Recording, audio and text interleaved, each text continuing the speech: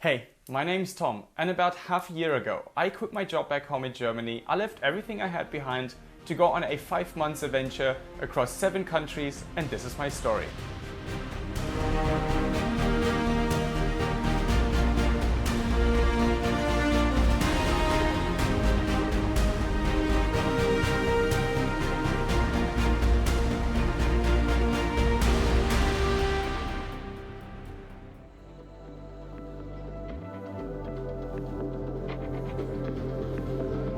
Previously on my trip, I totally fell in love with the Vietnamese city of Hoi An, where amongst other things I attended a cooking class which included a trip to the Hoi An market, as well as a rather interesting basketball tour.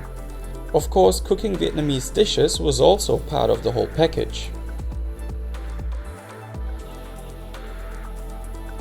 I also delved into the historical and spiritual background of Hoi An on a formidable walking tour, before flying to Ho Chi Minh City, where I attended a tour through the famous Cu Chi tunnels on my last day in Vietnam. And then it was time for country number 6 on my trip, Thailand.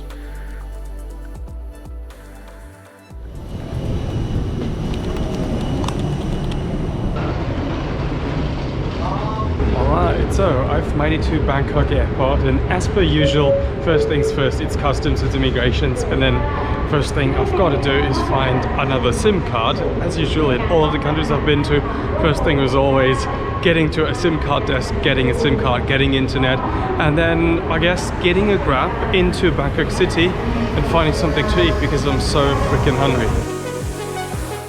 Getting a SIM card was smooth as butter, and then it was time to hop on a Grab to get to the infamous Khao San district, where I was gonna stay for the next couple of days. Alright, so first day in Bangkok, or first full day, and what I started my Bangkok experience with was a bicycle tour, which I did this morning. So it's about 12 o'clock now, and the bicycle tour started at 9. And that was actually really nice, and what it promised was that rather than doing all the super touristy spots, that tour guide would lead us to, you know, all the back roads, all the little back alleys, and all of the places that usually people don't come or don't get to see when they're a tourist, because you're just like too tangled up with seeing all the big Buddha statues and temples. What's the yellow flags? So there's the Taiwanese flag, but the yellow one?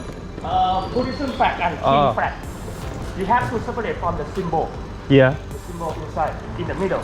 Yeah. If it's circle, it's a Buddhism flag. Okay. If it looks like crown, it's a Okay. King flag.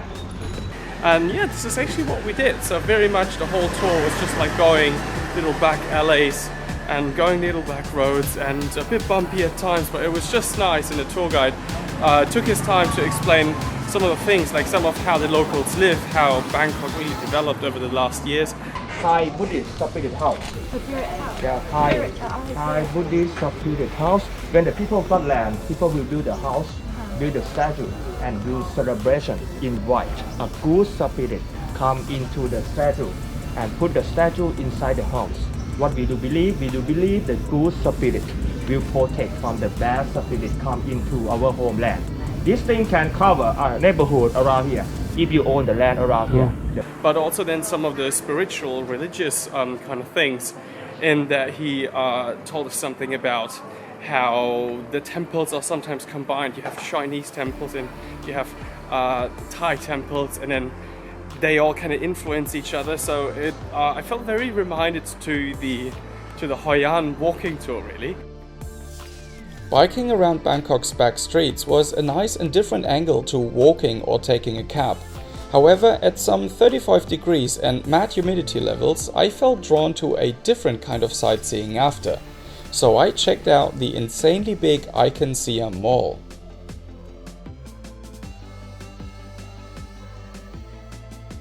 Getting lost in the 8-ish story building reminded me of my experience in the Dubai Mall at the start of my trip. However, one thing was different, and that was the view.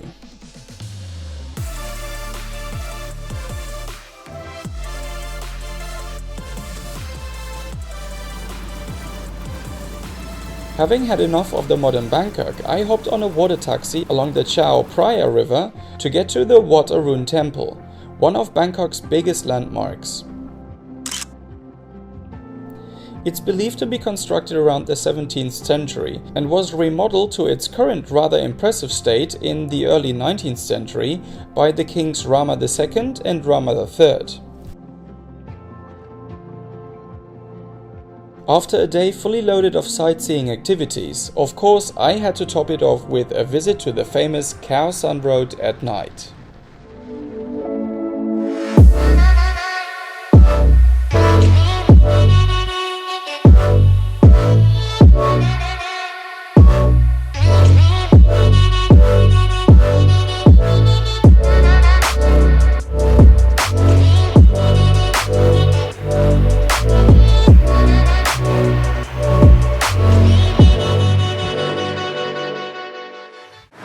So it is the next morning in Bangkok, and what I'm doing now is I'm actually going to the former King's Palace. So it's called the Grand Palace, and it's just over here. Everything here, the area is really the Grand Palace, which was the former residency of the king from the late 1800s to the middle of the 20th century. So apparently huge building, huge complex, a lot of things to see, and this is what I'm going to try now. I'm actually really looking forward to get into the Grand Palace, and this is also because my parents some 30 years ago had their honeymoon in Thailand, and my dad did these photos of some of the structures, some of the buildings in the Grand Palace, some of those like peaks. Yeah, that's some of my earliest memories. Like when I thought about Thailand, I always thought about these pictures, but judging by the amount of people here, I'd say it's so freaking overcrowded and touristy. But yeah, well, this is just what you have to go with if you want to see some of those like main tourist attractions. You could easily spend an entire day in the Grand Palace complex, which was the official residency of the Thai king until around 1946. It's got it all: temples, statues, museums, and the attention to detail on all the facades is jaw-dropping. Wandering around this place, I often ask myself how many people are probably needed to keep this place in shape. So that was it. That was the Grand Palace. It was super nice to actually see it.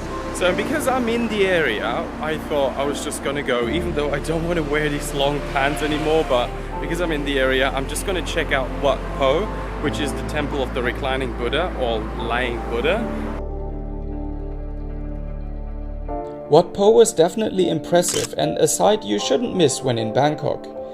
However, as expected, it was ridiculously crowded once again, so I kind of felt the need to escape this place pretty quickly.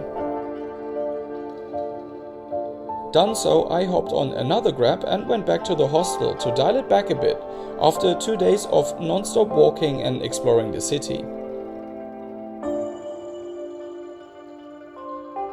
So this is my last morning, actually last day in Bangkok. I'm going to take the overnight train tonight to Koh Tao to meet up with Hamish, who I met in Bali and who's in Koh Tao for a couple of nights. And I said, okay, sure, I'll come down.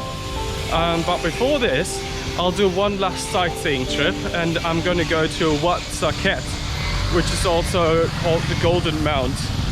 Well, it is essentially a mount, a hill in Bangkok, and on the top of the hill they built a temple. And I brought my big backpack with my drone, with my camera, with everything in it, and I tried to take some good shots. But first I need to get to Wat Saket.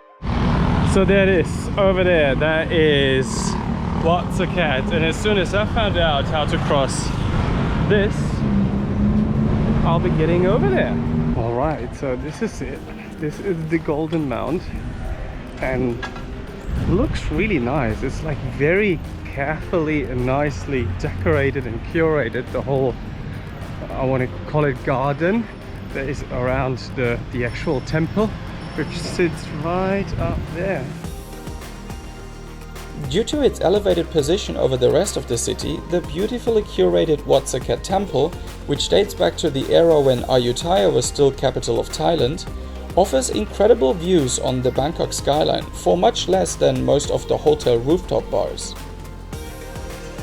Visiting Wat Saket was a good end to my days in Bangkok, but I was ready to explore more of Thailand. Starting off with what would probably become my favorite place in Thailand, the island of Koh Tao.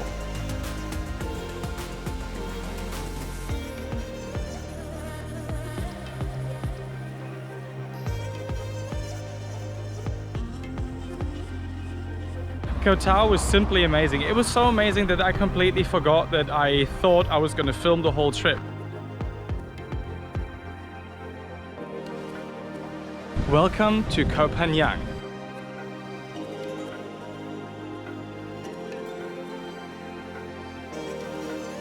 So welcome to Arnang, or actually Railay Beach, which is one of the probably most famous and common beaches in all of Thailand.